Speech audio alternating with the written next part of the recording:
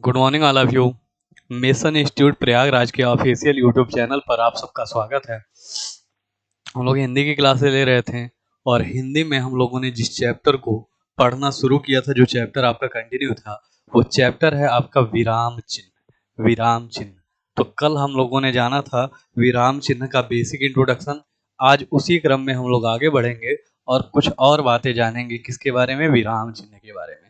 तो चैप्टर क्या है आपका? चैप्टर है विराम चिन्ह। विराम चिन्ह। विराम चिन्ह।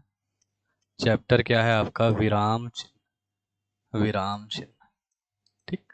विराम चिन्ह में अगर हम विराम की बात करें तो विराम शब्द का जो अर्थ होता है वो क्या होता है? रुकना। विराम का जो अर्थ होता है वो क्या होता है? रुकना। रुकना अथवा ठहरना। रुकना अथवा ठहरना। विराम का अर्थ अगर पूछा जाए तो आपका आंसर क्या होगा? रुकना अथवा ठहरना। रुकना अथवा ठहरना। चलिए आगे बढ़ते हैं, चीजों को समझते हैं वन बाय वन करके। तो विराम चिन्ह का प्रयोग क्यों किया जाता है? किसी भी वाक्य में विराम चिन्ह का प्रयोग किया क्यों जाता है? तो वाक्य के वाक्य के शब्दों वाक्य के शब्दों का सही अर्थ समझने के लिए, शब्दों का सही अर्थ समझने के लिए, वाक्य के शब्दों का सही अर्थ समझने के लिए, प्लस और क्या किया जाता है? वाक्य का सही भावार्थ समझने के लिए। वाक्य का सही भावार्थ समझने के लिए, वाक्य के शब्दों का सही अर्थ व वाक्य का सही भावार्थ समझने के लिए जिस चिन्ह की हमें आवश्यकता होती है उसी को क्या कहा जाता है? विराम चिन्ह। और विराम का अर्थ क्या होता है? रुकना या ठहरना। विराम चिन्ह का प्रयोग किस लिए किया जाता है? तो किसी भी वाक्य की गति को कम करने के लिए या किसी भी वाक्य में ठहराव के लिए जिस चिन्ह की आवश्यकता होती है, जिस चिन्ह का प्रयोग किया जाता है, उसी को क्या कहा जाता है? विराम चिन्ह। वही चिन्ह आपका क्या कहलाता है? विराम चिन्ह। अब आगे समझिएगा, हम लोगों ने देखा था कि विराम चिन्ह की कुल संख्या कितनी होती है। तो कुल संख्या जो विराम चिन्ह की होती है, कुल संख्या जो विराम चिन्ह की होती है वो कितनी होती है? 20। कितने विराम चिन्ह आपके हिंदी में बताए गए हैं? 20। और ये किस भाषा से लिए गए हैं? तो अंग्रेजी भाषा से। किस भाषा से लिए गए हैं? अंग्रेजी भाषा से।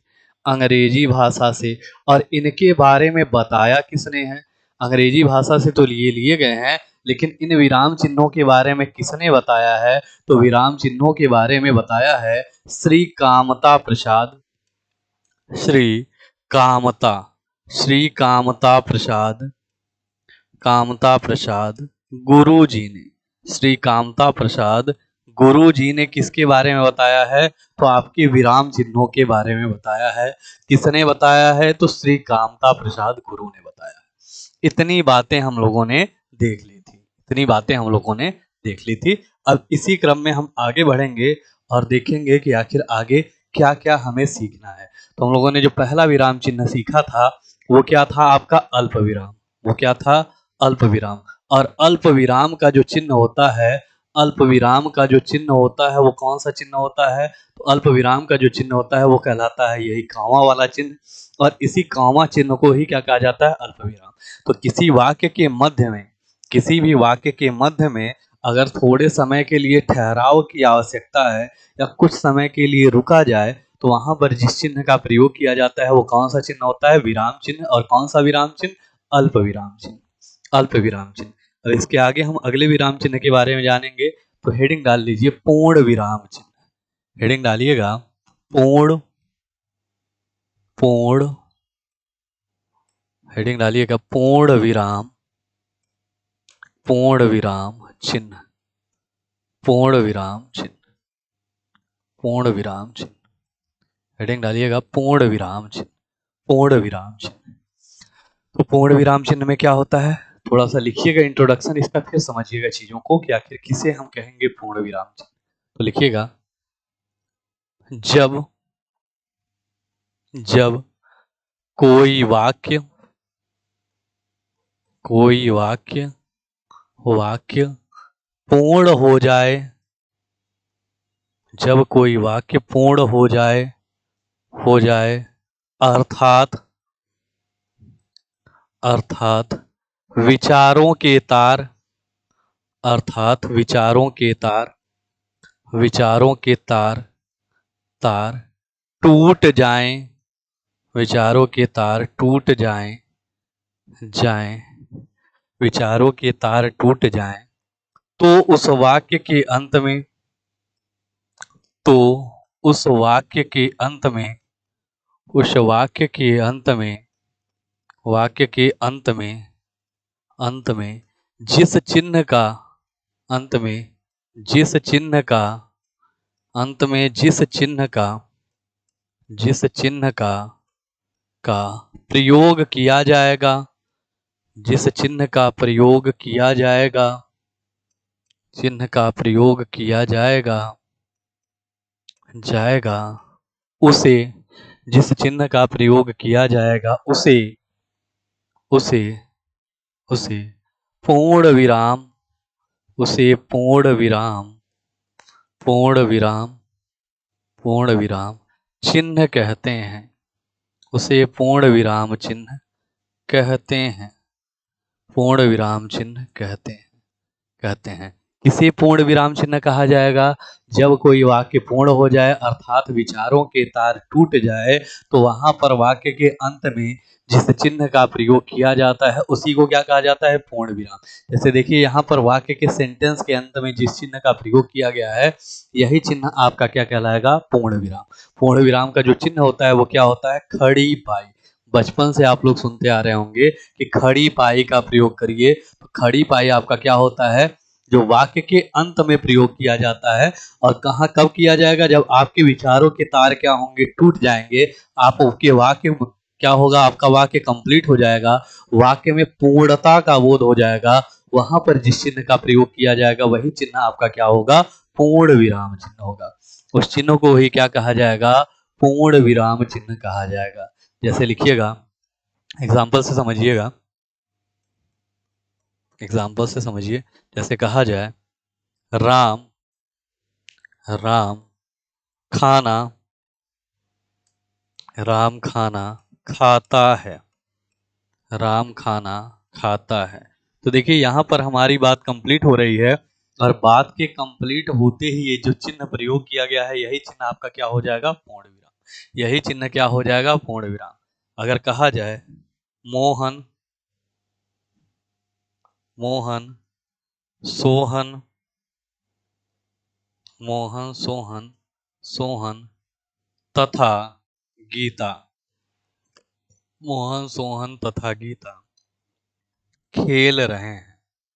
खेल रहे हैं। मोहन सोहन तथा गीता खेल रहे हैं। वाक्य हमारा कब कंप्लीट हो रहा है? जब हम लास्ट में सहायक क्रिया है बोल दे रहे हैं तो वहां पर हमारा वाक्य क्या हो रहा है? कंप्लीट हो रहा है। और वाक्य के पूर्ण होने के बाद, वाक्य के कंप्लीट होने के बाद जिस चिन्ह का प्रयोग किया जा रहा है वही चिन्ह आपका क्या है? पूर्ण विराम। इसी चिन्ह को क्या कहा जाएगा? पूर्ण विराम चिन्ह। और ये जो चिन्ह है ये भी क्या कहलाएगा? आपका पूर्ण विराम चिन्ह। पूर्ण विराम चिन्ह का प्रयोग हमेशा कब किया जाएगा? वाक्य के अंत में। और ये वाला जो चिन्ह है इस चिन्ह को क्या कहा जाएगा? अल्प विराम। ये जो चिन्ह है आपका यही चिन्ह क्या कहलाएगा? अल्प विराम। इस चिन्ह को क्या कहा जाएगा? अल्प विराम। बात समझ में आ रही है? तो ये जो चिन्ह है ये क्या कहलाएगा? आपका पूर्ण विराम। और ये जो दूसरा चिन्ह है इसे क्या कहा जाएगा? अल्प विराम। अल्प विराम चिन्ह का प्रयोग कब किया जाता है? जब वाक्य में थोड़े समय के लिए रुकना हो तो वहां पर जिस चिन्ह का प्रयोग करते हैं वो चिन्ह आपका क्या होता है? अल्प विराम। और जब वाक्य में अधिक समय के लिए रुकना हो अर्थात वाक्य पूर्ण हो चुका हो और वाक्य में पूर्णता का बोध हो चुका हो तो वहां पर जिस चिन्ह का प्रयोग किया जाता है उसे क्या कहा जाएगा? पूर्ण विराम। उसे क्या कहा जाएगा? पूर्ण विराम। बात क्लियर हो रही है? चल फटाफट से स्क्रीनशॉट लीजिए फिर आगे बढ़ा जाए। जल्दी से एक स्क्रीनशॉट लीजिए फिर आगे बढ़ा जाए और आगे और भी चीजों को हम लोग सीखेंगे। चलिए, ये थे आपके अल्प विराम और पूर्ण विराम। अगला जो हम विराम चिन्ह पढ़ेंगे वो आपका बहुत ही इंपॉर्टेंट विराम चिन्ह है और ये विराम चिन्ह है आपका प्रश्नवाचक चिन्ह।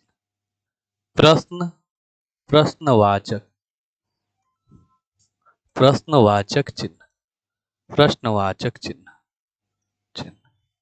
क्या होगा आपका? प्रश्नवाचक चिन्ह। प्रश्नवाचक चिन्ह किसे कहेंगे मेरे भाई, आप समझिएगा। तो लिखिएगा, प्रश्नवाचक चिन्ह में लिखिएगा, लिखिए, जब कहीं, जब कहीं, कहीं किसी वाक्य में, जब कहीं किसी, किसी वाक्य में, वाक्य में, जब कहीं किसी वाक्य में कोई, जब कहीं किसी वाक्य में कोई प्रश्नवाचक शब्द, कोई प्रश्नवाचक शब्द, जब कहीं किसी वाक्य में प्रश्नवाचक शब्द, कोई प्रश्नवाचक शब्द, शब्द आए, प्रश्नवाचक शब्द आए, अथवा, आए अथवा, अथवा प्रश्नवाचक शब्द आए, अथवा, अथवा किसी वाक्य से, अथवा किसी वाक्य से, किसी वाक्य से प्रश्न पूछने का बोध हो, अथवा किसी वाक्य से प्रश्न पूछने का बोध हो, प्रश्न पूछने का बोध हो, प्रश्न पूछने का बोध हो, तो उस वाक्य के अंत में, तो उस वाक्य, तो उस वाक्य, उस वाक्य के अंत में, उस वाक्य के अंत में, अंत में, उस वाक्य के अंत में जिस चिन्ह का प्रयोग किया जाता है, उस वाक्य के अंत में जिस चिन्ह, चिन्ह का, चिन्ह का प्रयोग, जिस चिन्ह का प्रयोग किया जाता है, प्रयोग किया जाता है, किया जाता है, किया जाता है, उसे, जिस चिन्ह का प्रयोग किया जाता है उसे, उसे प्रश्नवाचक चिन्ह, उसे प्रश्नवाचक, प्रश्नवाचक चिन्ह, प्रश्नवाचक चिन्ह, चिन्ह अथवा, अथवा प्रश्न चिन्ह, अथवा प्रश्न चिन्ह, चिन्ह कहा जाता है, अथवा प्रश्न चिन्ह कहा जाता है, कहा जाता है, उसे प्रश्नवाचक चिन्ह अथवा प्रश्न चिन्ह कहा जाता है। किसे कहा जाएगा, जब कहीं किसी वाक्य में कोई प्रश्नवाचक शब्द आए अथवा किसी वाक्य से प्रश्न पूछने का बोध हो, तो उस वाक्य के अंत में जिस चिन्ह का प्रयोग किया जाता है उसी को क्या कहते हैं, चाहे आप प्रश्नवाचक चिन्ह कहिए चाहे आप प्रश्न चिन्ह कहिए, बात क्या है, सेम है।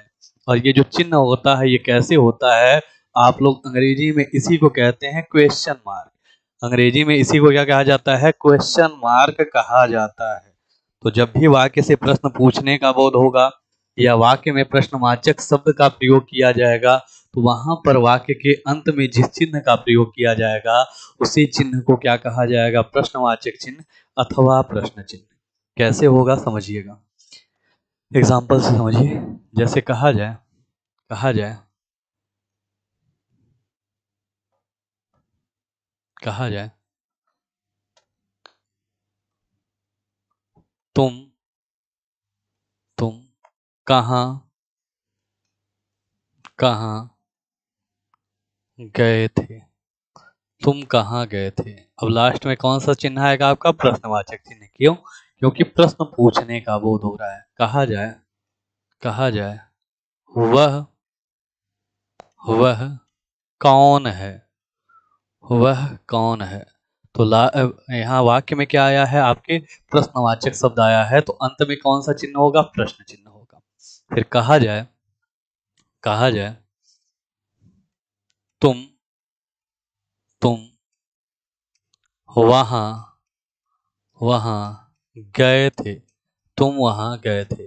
देखिए इस वाक्य में, इस वाक्य में कोई प्रश्नवाचक शब्द नहीं आया है, लेकिन अगर इस वाक्य से आप प्रश्न पूछने का बोध करा रहे हैं, इस वाक्य से आप प्रश्न पूछ रहे हैं, तो वाक्य के अंत में क्या लगेगा, प्रश्नवाचक चिन्ह। वाक्य के अंत में क्या लगेगा, प्रश्नवाचक चिन्ह। और प्रश्नवाचक चिन्ह के लगते ही ये वाक्य कैसा हो जाएगा, प्रश्नवाचक वाक्य। ये सभी जो आपके तीनों सेंटेंस हैं, तीनों जो वाक्य हैं, इनको किस प्रकार का वाक्य कहा जाएगा, तो आपका आंसर होगा प्रश्नवाचक वाक्य। प्रश्नवाचक, प्रश्नवाचक, प्रश्नवाचक, प्रश्नवाचक वाक्य। इन्हें क्या कहा जाएगा? प्रश्नवाचक वाक्य। और ये जो चिन्ह है, इन चिन्हों को क्या कहा जाएगा? प्रश्न चिन्ह। इन चिन्हों को क्या कहा जाएगा? प्रश्न चिन्ह। तो जब कहीं किसी वाक्य में कोई प्रश्नवाचक शब्द आए अथवा किसी वाक्य से प्रश्न पूछने का बोध हो, तो उस वाक्य के अंत में जिस चिन्ह का प्रयोग किया जाता है उसी को क्या कहते हैं? प्रश्नवाचक चिन्ह कहते हैं। उन्हीं को क्या कहते हैं? प्रश्नवाचक चिन्ह कहते हैं। बात क्लियर है? तो देखिए यहाँ पर इन सभी वाक्यों में प्रश्नवाचक शब्द आया है, लेकिन इस वाले वाक्य में, ये जो आपका लास्ट वाला वाक्य है, इसमें कोई प्रश्नवाचक शब्द तो नहीं आया है, लेकिन इस वाक्य से आप प्रश्न पूछने का बोध कराना चाहते हैं, तो वाक्य के अंत में क्या लग जाएगा? आपका प्रश्नवाचक चिन्ह। अब समझिएगा, देखिए दो चिन्ह आपके ऐसे हैं, एक आपका पूर्ण विराम और दूसरा आपका प्रश्न चिन्ह। दूसरा आपका प्रश्न चिन्ह। एक आपका पूर्ण विराम और दूसरा आपका कौन सा चिन्ह? प्रश्न चिन्ह। ये दोनों कहाँ लगते हैं? हमेशा कहाँ लगेंगे? वाक्य के अंत में। दोनों हमेशा कहाँ लगेंगे? वाक्य के अंत में। इस बात का हमेशा ध्यान रखिएगा कि चाहे आपका प्रश्नवाचक चिन्ह हो, चाहे आपका पूर्ण विराम का चिन्ह हो, ये दोनों जो चिन्ह होंगे इस कहाँ लगेंगे? आपके वाक्य के अंत में। पूर्ण विराम चिन्ह और प्रश्नवाचक चिन्ह दोनों का प्रयोग कहाँ पर किया जाएगा? वाक्य के अंत में। लेकिन जो आपका अल्प विराम है, जो आपका अल्प विराम चिन्ह है, इसका प्रयोग वाक्य के अंत में न करके कहाँ किया जाएगा? वाक्य के मध्य में। यानी जिस शब्द के बाद हमें रुकने की आवश्यकता है, हम उसी शब्द के बाद इस चिन्ह का प्रयोग करेंगे। डिफरेंस समझ रहे हैं ना कि कहाँ पर किसका प्रयोग किया जाएगा? तो जो आपका प्रश्नवाचक चिन्ह होगा, ये जो आपका पूर्ण विराम चिन्ह होगा, इसका प्रयोग वाक्य के अंत में होगा। लेकिन जो आपका अल्प विराम चिन्ह होगा, इसका प्रयोग कहाँ किया जाएगा? वाक्य के मध्य में किया जाएगा। चलिए अगले चिन्ह पे बढ़ते हैं। और अगला चिन्ह हमारा क्या होगा? अगला जो चिन्ह होगा, देखिएगा, अगला चिन्ह होगा आपका त्रुटि सूचक। त्रुटि सूचक, त्रुटि सूचक अथवा हंस पद चिन्ह। हंस पद चिन्ह। त्रुटि सूचक अथवा हंस पद चिन्ह। जो हमारा अगला विराम चिन्ह होगा उसको क्या कहा जाएगा? त्रुटि सूचक अथवा हंस पद चिन्ह। त्रुटि सूचक अथवा अथवा हंस पद चिन्ह। अब ये त्रुटि सूचक या हंस पद चिन्ह क्या होगा, इसके बारे में समझिएगा। तो लिखिएगा, लिखिए, लिखिएगा। जब जब किसी वाक्य को जब किसी वाक्य को लिखते समय जब किसी वाक्य को लिखते समय जब किसी वाक्य को लिखते समय वाक्य के मध्य में वाक्य के मध्य में वाक्य के मध्य में जब किसी वाक्य को लिखते समय वाक्य के मध्य में वाक्य के मध्य में वाक्य के मध्य में कोई शब्द वाक्य के मध्य में कोई शब्द छूट जाए।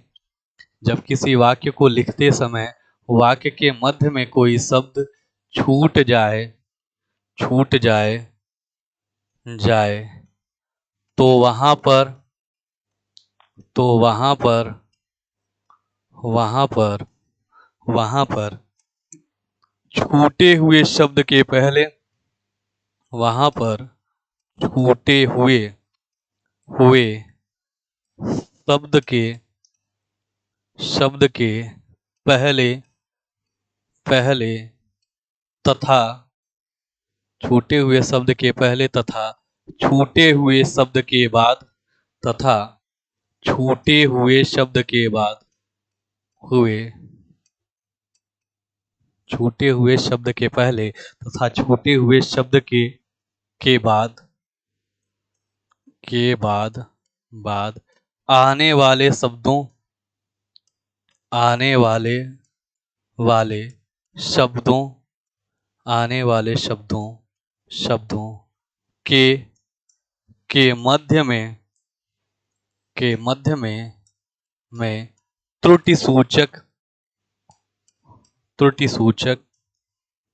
सूचक अथवा अथवा हंस पद त्रुटि सूचक अथवा हंस पद चिन्ह का प्रयोग किया जाता है। हंस पद चिन्ह का प्रयोग किया जाता है। प्रयोग किया जाता है। किया जाता है। जाता है। बात समझ में आ रही है? देखिए, जब किसी वाक्य को लिखते समय वाक्य के मध्य में कोई शब्द छूट जाए, यानी कि कोई सेंटेंस आप लिख रहे हैं, कोई भी वाक्य लिख रहे हैं और जल्दबाजी में आपसे वाक्य में कोई शब्द छूट जाए, तो उस शब्द के पहले जो शब्द आता है, उस छूटे हुए शब्द के पहले जो शब्द आता है और उस छूटे हुए शब्द के बाद जो शब्द आता है, उसी के बीच में आप त्रुटि सूचक या हंस पद चिन्ह का प्रयोग करते हैं और उसी चिन्ह के ऊपर आप क्या करते हैं, उस शब्द को लिख देते हैं। जैसे कहा जाए, अब देखिए, त्रुटि सूचक चिन्ह या हंस पद चिन्ह होता क्या है? यही वाला जो चिन्ह होता है, इसी को कहा जाता है। जैसे समझिएगा, अगर आपको वाक्य दिया जाए मोहन और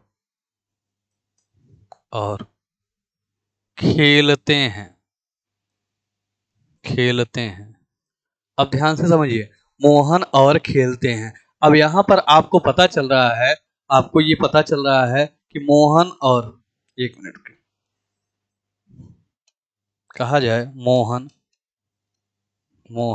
और खेलते हैं। इस वाक्य को आप ज्यों ही पढ़ेंगे कि मोहन और खेलते हैं, आपको ये पता चलेगा कि इस वाक्य में कोई ना कोई शब्द क्या है, छूटा हुआ है।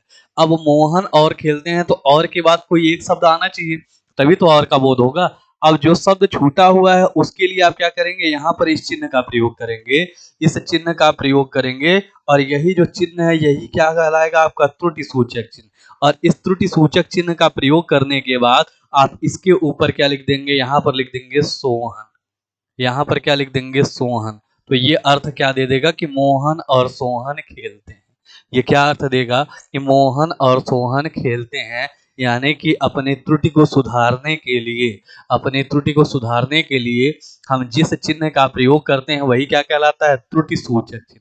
वही क्या कहलाता है, त्रुटि सूचक चिन्ह। और ये जो चिन्ह होता है, ये हंस की, एक पक्षी हंस है, उसके पैरों की तरह होता है, इसी वजह से इसका नाम क्या पड़ा है, हंस पद चिन्ह। इसका नाम क्या पड़ा है, हंस पद चिन्ह। आगे लिखिएगा, जैसे कहा जाए सोहन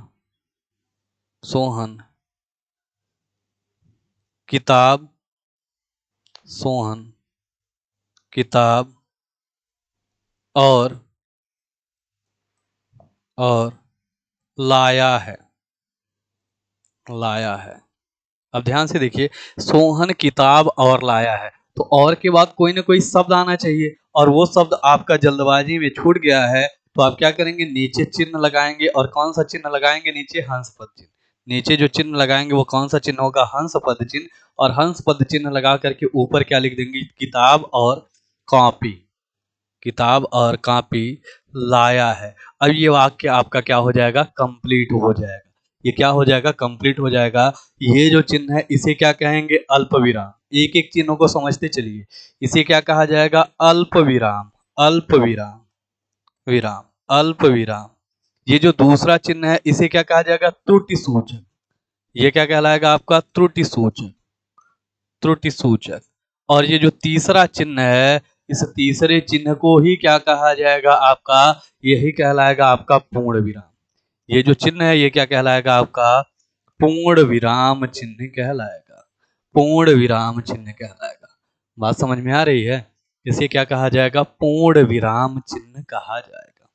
ठीक, तो ये आपके विराम चिन्ह थे। अब इसके आगे की कहानी हम लोग कल समझेंगे। एक बार फटाफट से आप रिवाइज करिए कि हमने क्या क्या आज पढ़ा है। तो देखिए, विराम चिन्ह, विराम का अर्थ क्या होता है, रुकना या ठहरना। वाक्य के शब्दों का सही सही अर्थ समझने के लिए और वाक्य का सही भावार्थ समझने के लिए जिस चिन्ह का प्रयोग करते हैं, वही क्या कहलाता है, विराम चिन्ह। विराम चिन्हों की कुल संख्या कितनी होती है, तो 20 होती है। विराम चिन्ह कहाँ से लिए गए हैं, अंग्रेजी भाषा से लिए गए हैं। विराम चिन्हों के बारे में किसने बताया है, तो श्री कामता प्रसाद गुरु जी ने बताया है। आगे समझिए, पूर्ण विराम क्या होता है। जब कोई वाक्य पूर्ण हो जाए अर्थात विचारों के तार टूट जाए तो उस वाक्य के अंत में हमेशा ध्यान रखिएगा कि पूर्ण विराम चिन्ह का प्रयोग कब किया जाएगा, वाक्य के अंत में। तो उस वाक्य के अंत में जिस चिन्ह का प्रयोग किया जाएगा उसे ही क्या कहा जाएगा, पूर्ण विराम चिन्ह। एग्जाम्पल में समझिएगा, राम खाना खाता है, वाक्य कंप्लीट हो रहा है, कौन सा चिन्ह आ रहा है, पूर्ण विराम चिन्ह। मोहन सोहन तथा गीता खेल रहे हैं, वाक्य कंप्लीट हो रहा है, पूर्ण विराम चिन्ह। और बीच में ये जो चिन्ह लग रहा है इसे क्या कहा जा रहा है, अल्प विराम चिन्ह। ठीक, अगला चिन्ह कौन सा है आपका, प्रश्नवाचक चिन्ह या प्रश्न चिन्ह। जब भी किसी वाक्य में प्रश्नवाचक शब्द आएगा या किसी वाक्य से प्रश्न पूछने का बोध होगा तो वहां वाक्य के अंत में जिस चिन्ह का प्रयोग किया जाएगा उसी को क्या कहा जाएगा, प्रश्नवाचक चिन्ह। वही जो आपका चिन्ह होगा क्या कहलाएगा, प्रश्नवाचक चिन्ह कहलाएगा। तुम कहाँ गए थे, वह कौन है, तुम वहां गए थे। अब इस वाक्य से प्रश्न पूछने का बोध हो रहा है, इस वजह से यहाँ पर क्या लगेगा, प्रश्नवाचक चिन्ह। अगला चिन्ह आपका कौन सा है, त्रुटि सूचक या हंस पद चिन्ह। जब किसी वाक्य को लिखते समय वाक्य के मध्य में कोई शब्द छूट जाए तो वहां पर छूटे हुए शब्द के पहले तथा छूटे हुए शब्द के बाद आने वाले शब्दों के मध्य में त्रुटि सूचक या हंस पद चिन्ह का प्रयोग किया जाता है। जैसे मोहन और यहाँ पर एक शब्द छूट गया है, शब्द क्या है आपका, सोहन खेलते हैं, सोहन कॉमा लगेगा किताब और कॉपी लाया है। तो इन चिन्हों को क्या कहा जाएगा, त्रुटि सूचक चिन्ह। ये जो आपके चिन्ह होंगे इन्हीं चिन्हों को क्या कहा जाएगा, त्रुटि सूचक चिन्ह। बात क्लियर है मेरे भाई, इन्हीं चिन्हों को क्या कहा जाएगा, त्रुटि सूचक चिन्ह।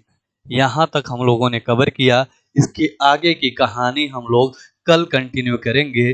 और आप रिवीजन करते रहिए, कायदे से चीजों को समझते रहिए, एक एक करके हर एक सेक्शन को देखते रहिए, अपनी चीजों को इम्प्रूव करते रहिए और प्रैक्टिस करते रहिए। आज के लिए इतना है, कल फिर मुलाकात होगी, तब तक के लिए जय हिंद जय भारत।